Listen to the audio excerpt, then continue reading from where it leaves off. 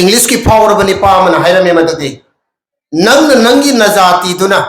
आईगी इजाती सुना आईगी दमक करी तौबीरे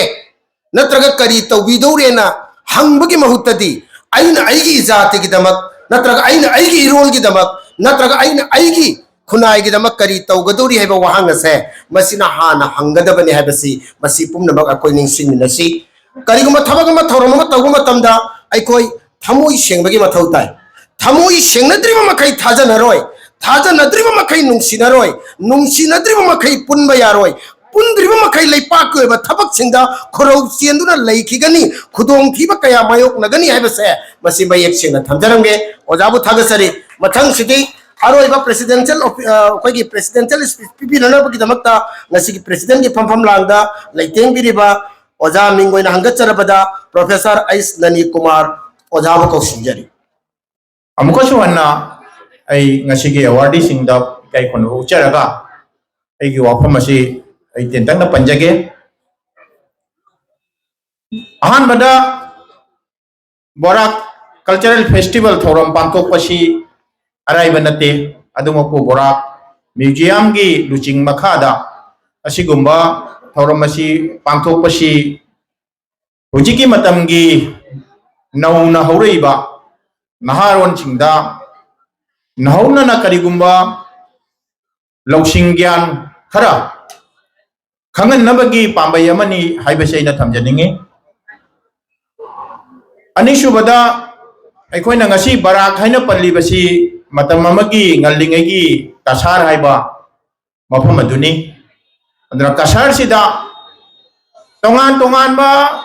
मचू मानदबा मियोइबा कांगलुप कयामरोम कुंदादुना लई मखोइगी ओइबा परंपरागा सागोनबा मचाक मरल सिल कयामरोम सुब लई मसीना जाति जाति खुदिंग की आइडेंटिटी मधु खंगन नबगी चावरब खुदम अममनी अदुना स्वाय मतांग सिदैना हाइजनिंग बिदिसिनी मयाम नदि सिराय लौनबा चंगना जेंगोरि हिंगमबा इंग्लिश ता हरगा लिविंग फॉसिल्स असी बना वारी लीबा हाइबदुनी मयाम नदि सिरायना खनबा अदुगा मनाक चंगुरगदी हिंगना लेरंबा अहिंग पोतुना अखोइगी हौख्रबा मतमगी वारी लीबा अखोइदा नहुना निंगसिंगाटबा दो अदुगुंबा मचांग मरल पोषक सिंगसे म्यूजियम हाइबसिना मयाम दा खंगन बंगमी अदुना सीबा हाइबसिदा अर्थ अनिगक थोई हक्चांग पोलांग मांगखिबमा नत्रगा हिंगमगा माना माना तौरंबा थबक थौरम सिंग अदुना मागी हक्चांग पोलांग दो मांग घरगसु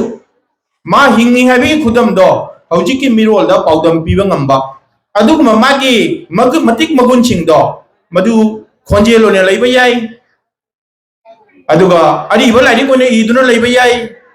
पोषक पोलम ने लैबा याई असिगुमा मयाम से मसी म्यूजियम हाइबिसने तुंगसन दना थमगा तुंगी हौरैबा नहारोल सिंगदा पाउदम ननबगी उकई अमखकनी अदना अखोइगी औरोंगबम राजमनीना चही खुदिंगी मानंगम जब मवंगदा ओजासिंग खुसम नरे हरगा अमसुंग तोंगान तोंगान बा लमदमदा लैरिबा संगनायदबा तोंगान तोंगान बा हिरमदा खंगहैदबा ओजासिंगबु इकाई खुमनबा उतुना म्यूजियम की सक्तम मसी नहौनना सही खुदिंगमकी सखंग हनबगी थौरांग अमसक पाइखलिबसे मसी अखोइना थागतब ngamde मसी यामना अखोइगी इनोवेटिव ओइबा खोंजंग अमनी स्वाय मतंगदनी अइना निंगसिंग अइसे इंग्रजी की साहित्य की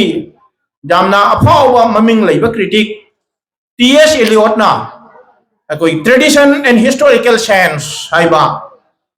अदेगी अनि सुबदमो ट्रेडिशन एंड इंडिविजुअल टैलेंट हाइबा मागी वाखलोन मयाम से लाइबा ट्रेडिशन सिबु नौथोन मंगमदो मधु कबीनी हाब अदुगा ट्रेडिशन आइसे कमाई लाई हाइबगी लिगलम पीरगा मधु खंगनबा होनबगी वाखलोन से tradition and historical sense हाइबसे Damana पिरंबा असिगुंबा मागी नॉलेज मयाम से मसीसु म्यूजियम सिना